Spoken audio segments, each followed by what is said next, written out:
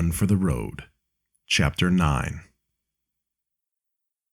Ben entered the lobby of the Castle Carlisle so perplexed that he forgot all about his pile of possessions by the front door for a moment. His conversation with the supposed private investigator, Rafael Velas, was replaying in his head over and over. It had been odd, mostly the fact that he only really seemed to be concerned with Ben's dream. There was something more. It was almost like Velas wasn't really looking for anything, like he already knew what Ben's answers would be to his questions. The way he had left promptly after hearing the retelling, no further questions, was also odd. What could nightmares possibly have to do with a PI's work? Unless Velas, not wanting to alarm a kid, thought it wasn't a dream, but framed it that way to keep him calm. Yet it was a dream. It had felt like a dream, and what's more, there was the deadbolt lock unmoved. His next thought was maybe it was some kind of carbon monoxide leak, and Velas was investigating the owner of the hotel for being a slumlord. That made his concern with the dream make sense. But Ben thought the PI would have at least let him know to check out if that were the case. He settled on the latter and decided that Rafael Velas just didn't give a shit if he or any other homeless person died from the leak. On the contrary, it would probably make his job that much simpler, and the case easier to prove. He had no choice but to stay in the hotel tonight. It was dark now, and besides, he didn't have his tent with him. He would sleep with the window cracked, and the bathroom exhaust fan on tonight, and hope that that was enough to keep him safe from the gas until morning. He would be checking out of Castle Carlisle first thing. Now he knew it was too good to be true. Burke was stoking a large fire in the yawning brick fireplace that adorned the far wall of the lounge area. It was out of place in a Southern California hotel, certainly in Skid Row, and it wasn't that cold outside either. It was an amenable 73 degrees. Inside the lobby it was freezing though, despite the raging fire. It was almost like his dream, but not quite that cold, he thought. He would have just snuck past the tall, gaunt man who glares at dogs like he wants to stomp on them, but there was the matter of his $100. After all was said and done, Ben will have been paid $50 to get a few hot showers and decent night's rest, not counting the other bill he got from Velas. The whole situation was beginning to feel strange in a way he couldn't quite put his finger on.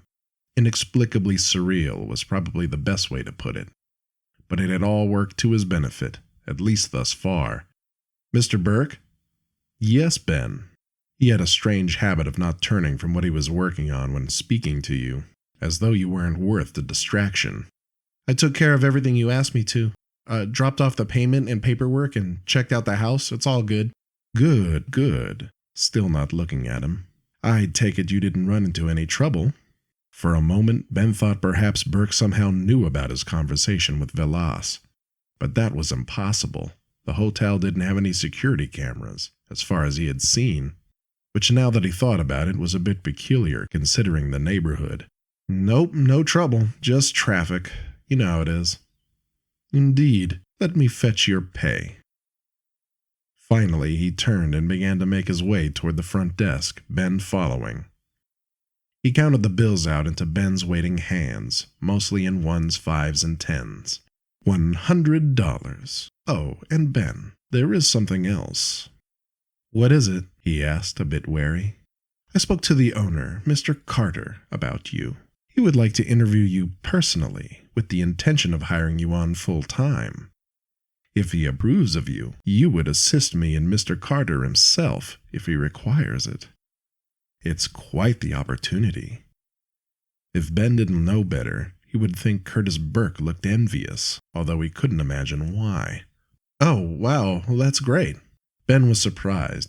He had begun to think that Burke disliked him. It was vague, nothing really offensive, just little things, like not turning around to look at him during conversation. "When will he be available?" "Well, Mr. Carter is a bit of an eccentric. He keeps odd hours. He prefers to sleep during the day and conduct his business and leisure in the evening." Burke's lips pursed in a strained-looking smile that didn't touch his eyes, which stared at Ben coldly. Unfortunately, Mr. Carter is already quite busy tonight, but he has asked that I arrange for you to meet with him tomorrow evening, say 7 o'clock?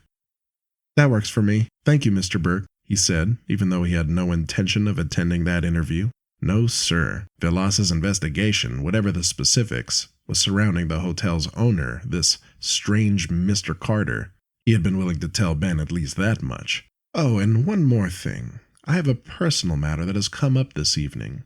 I'll need to be stepping out as soon as possible. If you would cover the front desk, I'd pay you $50. Otherwise, I'd have to close check-ins. What a tragedy, Ben thought. It wasn't as if the place was exactly bustling with guests. Ben had only seen a single pair of what looked like drug addicts, eyes sunken, faces gaunt, shuffling feet, making their way across the lobby to the front door as he was having his discussion with Burke. There was only them and the dark-haired man in the lounge. But $50 was $50. How long would I have to cover? I'm pretty tired. I don't think I'd make it all night. Just until midnight. Most people checking in after that hour are too unsavory, even for this establishment. He laughed, but Ben wasn't sure what about. Okay, would it be alright if I catch a shower first? He wasn't especially dirty, and he hadn't sweat much throughout the day. He just wanted to take advantage of the luxury while he had it, since he knew he was planning to check out. Of course, but please, be quick. It is a rather urgent matter, I'm afraid. He showered as quickly as he could, although he did linger longer than needed just to let the hot water rain over him, to savor the way the warmth seemed to soothe aches you weren't aware of. The shower was luckily free of gnawing, creeping, dark thoughts about his mother and the past. He did find himself thinking of Rafael Villas, the way he had listened at full attention, hadn't scoffed or laughed, and how his eyes seemed to cut through Ben's every word. Stalwart, as though he had heard the tale 1,000 times. There was something more. He didn't seem like a cop, which is what Ben imagined most PIs were. He was more like a war veteran, one who had seen and had done some terrible shit and came to terms with it begrudgingly. And he seemed capable, as though he kept up some kind of exercise regimen. There didn't appear to be any frailty to him, despite his obvious age. Ben hopped out of the shower and dried off, still thinking about how peculiar his run-in with Villas was, unable to grasp what possible use the dream story could have been to him. It doesn't matter, he told himself, knowing he would be gone from the place in the morning, and got dressed. Before leaving, thinking about his theory about a monoxide leak, he went to open the windows and vent out the room. The windows were of the old-fashioned wood-frame variety, and were able to be opened all the way, unlike most hotel windows, although they were barred from the outside, likely to prevent jumpers. In front of the right window, a chill struck him, deep and piercing. One lone fierce shiver ran through his entire body, which was screaming to flee. In that moment, he got a terrible feeling of being watched, of a presence. He felt like prey. He felt small, helpless. He shot his head around and found, thankfully, that he was still alone. When he stepped back from the window, it was like stepping out from inside a walk-in cooler. Relief came over him as his muscles relaxed and whatever animal part of his brain had awakened returned to dormancy. When he was a kid, he and his mother loved to watch shows about paranormal investigators. Ghost Files, Ghost Adventures, America's Most Haunted, Montclair Simmons, The American Exorcist, you name it, they watched it. The schlockier the better. Neither of them really believed the stuff they saw on those shows, but they made for a good laugh, and occasionally, if you could suspend your disbelief for long enough, they could actually be a bit spooky. One thing that was common among all those PIs, the paranormal investigators, Ben wasn't sure why his brain was abbreviating it that way, considering they never referred to themselves as such, was the fact that they searched for cold spots. They would break out an infrared camera and point it around the room until they found a patch of blue, isolated among yellows, oranges, and reds. Ben was sure if he had one of those IR cameras now, he would see a giant blue splotch in the corner of his room. Deep blue, shit, maybe black. Supposedly, these inexplicable cold patches were in fact the presence of a ghost who was remaining unseen. Wasn't that what he had just experienced? There was no vent above him to explain it, and the window hadn't even been opened yet. And there wasn't just the chill, there was that deep, pervading feeling that seemed to rise out of nowhere. It was like instinct. And now that he thought about it, hadn't that been just about where his dream visitor had been standing? And didn't this whole hotel kind of seem like a location from any of those ghost hunting shows?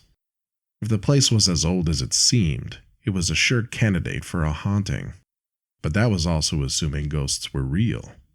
He left the room sincerely wondering if he had in fact been visited by some kind of apparition. The dream had been ominous enough to believe that, but he'd never heard of a ghost mocking a person's intimate details of their life. That was more like a demon. Ghosts mostly just let out inarticulate groans and wails, right? Despite the rationalization, he found he was growing increasingly more uncomfortable in this place. He even thought he might sleep with Royal tonight. But he would see how he felt later. The elevator ride to the lobby felt twice as long going down as it had coming up, and he was now dreading the prospect of sitting in the empty, cold lobby of a haunted hotel. Why had he accepted? $50, that's why. But God, would turning it down have killed him? No, but every dollar helped, and it would be silly to decline for fear of poltergeists. Although maybe turning it down would have saved the lives of anybody who decides to check in tonight. Burke explained Ben's responsibilities to him, sparing absolutely no detail. Ben couldn't tell whether Burke thought he was an idiot or was just the controlling type who couldn't help but micromanage. Probably a little of column A, a little of column B. He turned over the keys to the cash drawer and warned Ben that if he robbed them, he would be prosecuted to the fullest extent of the law. The thought hadn't even crossed his mind, but now that it was said, it seemed to reinforce how strange this whole job proposition was. He showed Ben how to check the books for room vacancies. Just an Excel spreadsheet on an ancient-looking computer, a gateway, a brand that had long since faded into obscurity. There was also an archaic-looking program which operated the machine that turned cold, dead squares of plastic into active keycards. Just enter the room number's code in the program, load the card into the feed end of the machine, helpfully labeled Feed, and press Activate. It was all rather simple, and if he weren't sure of anything, Burke's diatribe would have definitely filled in any gaps, probably several times over. The strange attendant finally left, apparently when he was certain that he had repeated himself enough times for even this simpleton to have grasped it all. For the first 30 minutes he kept himself busy by dusting and polishing the front desk and some of the furniture in the lounge, as Burke had done this morning. It certainly didn't need it, but he wouldn't feel right to immediately get on his phone or crack the book he had brought along, something by Dean Koontz that he had picked up for $1 at Goodwill, before at least doing some work. He had watched 1,000 pointless YouTube shorts, finished reading his book, ate the couple of Uncrustables he had grabbed from his room on the way out, watched more videos on a seemingly endless loop, and in all that time not one guest showed up to check in. Not even a drunk accidentally stumbling in. The lobby was utterly devoid of life. He was pacing around the lobby and lounge at around 11, trying to keep himself awake. He had begun to doze off sitting in the chair behind the desk, when finally the empty monotony was broken by the sound of voices. It was the couple who had left earlier, but now they were a trio. The new man almost fit in perfectly. Once again, he too was pale and gaunt, and looked like he had been deformed by some terrible injury that had left a gaping hole where his nose had been. He looked like he had had quite the rough life. But his clothes were nice, miles above the stuff his companions had on. A black western shirt with a bolo tie, gray jeans, and a beautifully polished pair of cowboy boots to match the shirt. All of it was immaculate. "Don't you two worry now, we got the good stuff upstairs. Fent, China White, you name it. None of that cheap street poison," he was saying to the junkies. So that was it. He was their dealer. "Right on," the woman said distantly, her eyes seeming to stare through everything before her. Ben didn't want to interact with this group, but he knew he had to. It was what Burke was paying him for, after all. "Excuse me, sir, are you a guest or a registered visitor? If not, I'll need to check you." "Save it, kid. Burke didn't tell you?" "Tell me? I'm close friends with the owner, a resident." He was looking at Ben with disdain.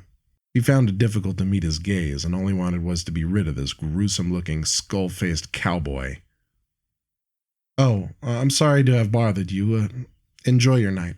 No response, only a glare, not unlike Burke's, and then to the couple. "Come along, y'all." Okay, they droned, nearly in unison, and shuffled behind Skullface. Ben thought they looked as though they were in a trance, Skullface leading them like some kind of hypnotist act from hell. For a moment, he almost felt pulled along by him as well, found himself slowly following their path without thinking about it before course-correcting and taking his place back at the desk. He watched them file into the elevator, watched Skullface pull a keycard from his back pocket and scan it before pressing the button for the 13th floor. It was the only one that required a scan to access, and then he saw him smile. For a second, Ben could have sworn he had the grin of a shark.